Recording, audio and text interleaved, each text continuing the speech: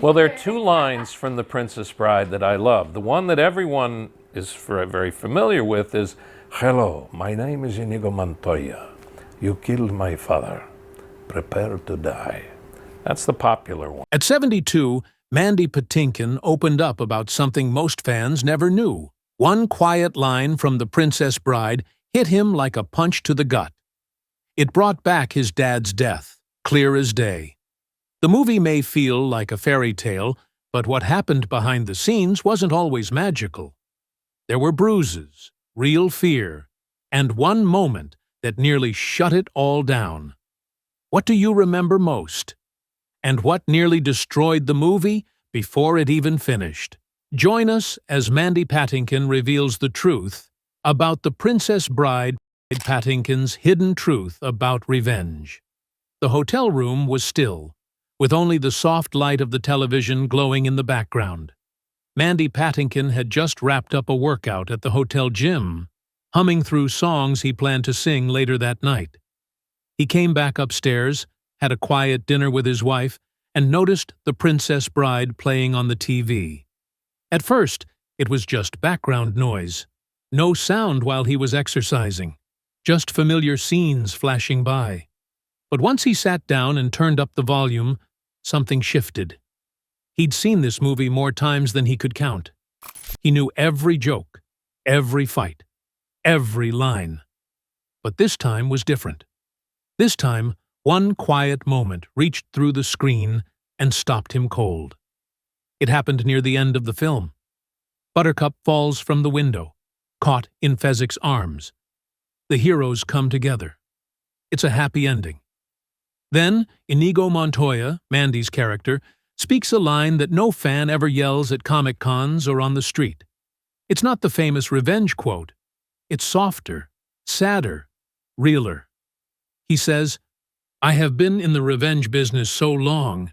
Now that it's over, I do not know what to do with the rest of my life." And in that quiet moment, something broke open in Mandy's heart. Back in 1972, cancer took Mandy's father. The pain was sharp, but he pushed it down. He went on with life, chasing roles and applause, hoping the spotlight would be enough. Years later, when he first read the script for The Princess Bride, he felt something in Inigo's story. A man searching for justice. A man trying to make sense of his father's death. Without realizing it, Mandy connected deeply to that pain. On screen, he was hunting the six-fingered man. But off-screen, he was chasing a ghost of his own. In that hotel room, all those years later, it hit him. Playing Inigo wasn't just acting. It had been his way of saying goodbye. Or maybe hoping he wouldn't have to. That line about not knowing what to do next became the one Mandy now holds closest. Because it's not just about revenge. It's about what we do after the fight. When the anger fades, what's left? Healing doesn't come from winning battles. It comes from letting go. And once Mandy saw that, everything changed. After sharing this story, fans began to open up too. Soldiers told him they quoted the film before going into combat. A young woman said it saved her life during a dark time. What Mandy once saw as just a fantasy film had become a kind of guidebook for grief, love, and moving on. While Patinkin discovered hidden truths in his hotel room, another actor's journey to the film began with radioactive maps and a $1,000 sacrifice. But would the risk pay off? Nuclear fallout and $1,000 gambles. In 1987, just months after the Chernobyl disaster, the world was still on edge. Maps of Europe showed gray zones where nuclear fallout had drifted. It was a scary time. And somewhere in Berlin, a young Cary Elwes sat in his hotel room, staring at one of those maps. He was in town filming a movie called Mashenka, but something big was about to pull him away from it. The producers of The Princess Bride had tracked him down. They wanted him to audition for the lead role of Westley. There was just one problem. He had to fly through areas affected by radiation to get to the audition. Elvis looked at the map, heart pounding. The gray zones were too close for comfort. The producer told him the risk was real, but the choice was his. Rob Reiner, the film's director, wouldn't force anyone to travel. Other actors were being considered, safer options, actors who didn't need to board a plane through possibly contaminated skies. But Cary had a gut feeling. Something deep inside told him this film was different. It wasn't just another role. It was the kind of story people remember. So, even though it felt crazy, he said yes. He got on the plane. The flight was tense. Each mile felt longer than the last. When Cary finally reached Berlin, he ran into his hotel as if he could outrun the radiation. Of course, that's not how it works. But fear isn't always logical. That night, another choice faced him. In his hotel room hung his favorite jacket. It had cost him over $1,000, a huge amount for a young actor trying to make it in Hollywood. He loved that jacket. It was sleek, stylish, and made him feel confident. But all he could think about was, what if it's contaminated? What if invisible particles were trapped in the fabric? Cary looked at the jacket once more. Then he walked away. He left it behind, his best piece of clothing, just to feel safe. That choice said a lot about who he was at that moment. Afraid, but still moving forward. When Cary stepped into the audition room, he knew this was his shot. He could have played it safe. Read Wesley's lines with charm and grace. But instead, he went off script completely. He broke into a Fat Albert impression. That's right. In front of Rob Reiner and the casting team, he did a cartoon voice. Bold, maybe even risky. But the room went silent, and then Rob burst out laughing. That impression showed something important. Cary wasn't just a romantic lead. He had timing. He had a heart. He had the kind of humor that the Princess Bride needed. They handed him a proper scene to read next. And within the first few lines, they knew he was the one. What's wild is who else was considered for the role. Colin Firth was in the running. He could have brought serious depth. Danny DeVito might have made Wesley funny and quirky. Sting had that edgy rock star look. Even Arnold Schwarzenegger was mentioned. Imagine that. Each actor would have given us a completely different film. But Cary brought something no one else did. Real risk. He gave up safety, comfort, and even his best jacket for a chance to be part of something special. And that leap of faith helped create one of the most loved characters in film history. That jacket is probably still sitting in a closet somewhere in Berlin. Forgotten by the world, but not by Cary. It marks the moment when he stopped letting fear win. While Elvis gambled everything to win his role, other cast members lived in constant fear of losing theirs. But who was secretly planning their escape every single day? Terror, insecurity, and third-choice nightmares. Wallace Shawn woke up each morning with the same terrible thought. Today would be the day Rob Reiner sent him home. The dread sat heavy in his stomach as he walked to set, a quiet panic that never fully went away. Every scene felt like another chance to prove he didn't belong. The worst part wasn't the fear itself. It was the reason behind it. Shawn had learned something that haunted him throughout the entire production. He wasn't the first choice to play Vizzini. He wasn't even the second choice. The role had been offered to Danny DeVito first, then to Richard Dreyfuss. Both had turned it down before the part finally landed with Shawn. Someone at his agency had told him this crushing detail, probably thinking it was just industry gossip. But for Shawn, it became a weight he carried into every single shot. As he prepared for each scene, he couldn't stop imagining how DeVito would have delivered the same lines. The comparisons played on repeat in his mind. DeVito's natural comedic timing, his instant likability, his ability to make arrogance feel charming instead of annoying. Christopher Guest, who played Count Rugen, remembered conversations where Sean's anxiety spilled over. The self-doubt was so strong that Sean would openly worry that the whole thing was falling apart. He would look at Guest with genuine concern and confess that he didn't think it was working, that Rob was going to realize his mistake and replace him. But Sean wasn't the only one wrestling with fear. William Goldman, the legendary screenwriter who had adapted his own beloved novel, was living his own nightmare. Handing over his book to filmmakers felt like giving away his child. The pressure was enormous. Fans had strong opinions about how the story should be told, and Goldman knew that any misstep could ruin something precious. The anxiety became so overwhelming that Goldman's presence on set turned disruptive. During the first few takes of crucial scenes, crew members could hear him in the background, praying loudly for the film's success. His voice carried across the set, a constant reminder of how much was at stake. The prayers weren't quiet or private. They were desperate pleas that everyone could hear, adding another layer of pressure to an already tense environment. This kind of fear was infectious.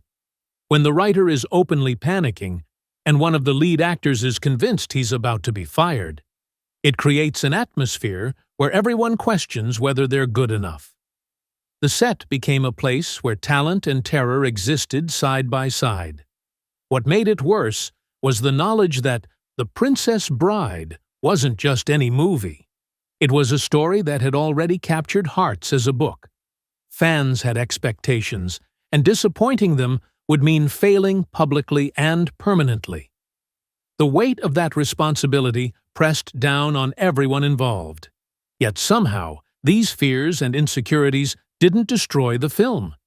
They may have actually strengthened it. Sean's constant worry about being replaced pushed him to bring extra energy and commitment to Vizzini.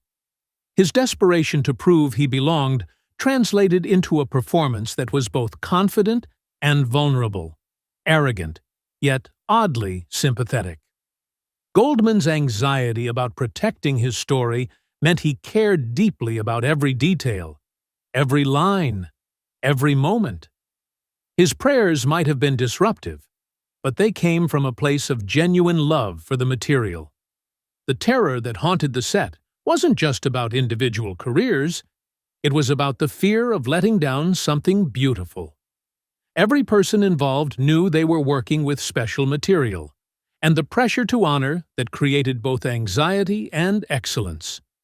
Sometimes the best performances come not from confidence, but from the desperate desire to be worthy of the story being told. While fears plagued the cast's minds, their bodies were about to face an even greater test through fire, steel, and impossible physical demands. Could they survive the shoot itself? Fire, swords, and Andre's secret method. August 18, 1986, marked the beginning of what would become the most grueling part of filming. The fire swamp scene came first, and it was anything but the basic sequence Rob Reiner had promised. Real flames licked at the edges of the set, while mechanical devices shot fire bursts on cue. Cary Elwes had to carry Robin Wright across this burning landscape, dodging jets of flame that could singe eyebrows or worse. The quicksand pit presented its own challenges.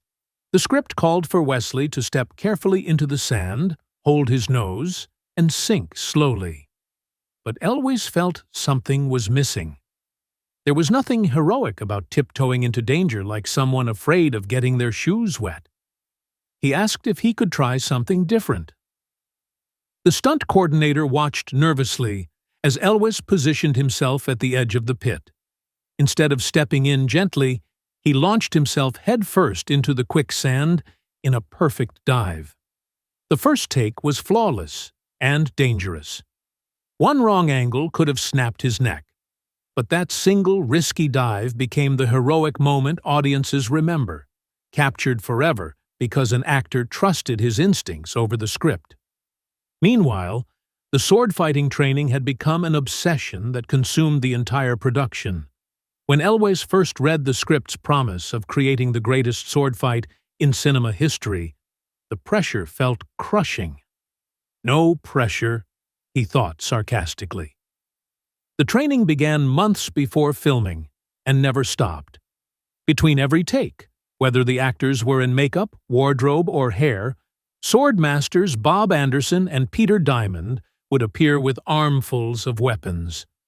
The moment Rob yelled cut, they would grab Elwes and Mandy Patinkin for more practice.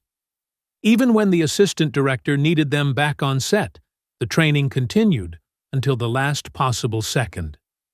The schedule was relentless. Every single day, for months, the two actors worked on footwork, timing, and the intricate choreography that would make their duel look effortless. What was supposed to take one day of filming stretched into a full week as they perfected every clash, every parry, every dramatic flourish. Andre the Giant faced a different kind of challenge. The massive wrestler was naturally warm and gentle, but English wasn't his first language. Memorizing dialogue felt nearly impossible when every word had to be carefully learned and pronounced. The pressure of holding up scenes while he struggled with lines weighed heavily on him. Rob Reiner found a solution that revealed his hands-on directing style. He personally recorded all of Fezzik's dialogue, acting out each line with the right timing and emotion. Andre would take these recordings back to his trailer and listen over and over, studying not just the words, but the rhythm and feeling behind them. For weeks, Andre walked around the set wearing headphones, the tape playing constantly. He would mouth along with Rob's voice, practicing until the foreign words became familiar. Cast members grew used to seeing the 7'4" giant moving his lips silently, working through dialogue that would later sound effortless on screen.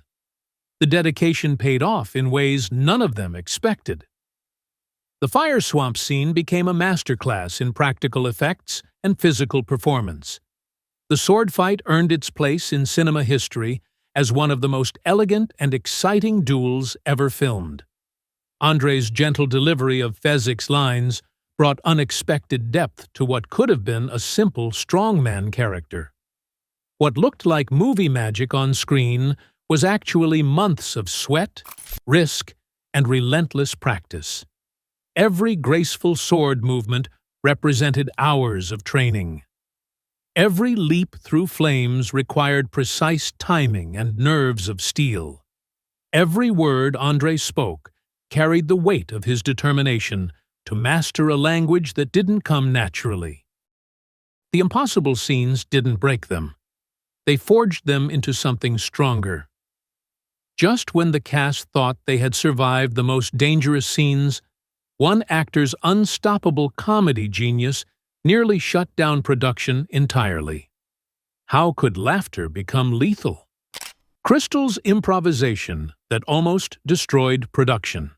Billy Crystal arrived on set with only 5 minutes of screen time as Miracle Max, but he turned those moments into 3 days of pure chaos. His background in jazz had taught him to improvise, to find rhythm in unexpected places, and to never say the same thing twice. On the Princess Bride set, that skill became both a gift and a problem. For 10 hours each day, Crystal delivered 13th century period jokes without repeating a single line. His brain worked like a comedy machine, spinning out medieval puns, ancient insults, and historical humor that shouldn't have existed, but somehow felt perfect.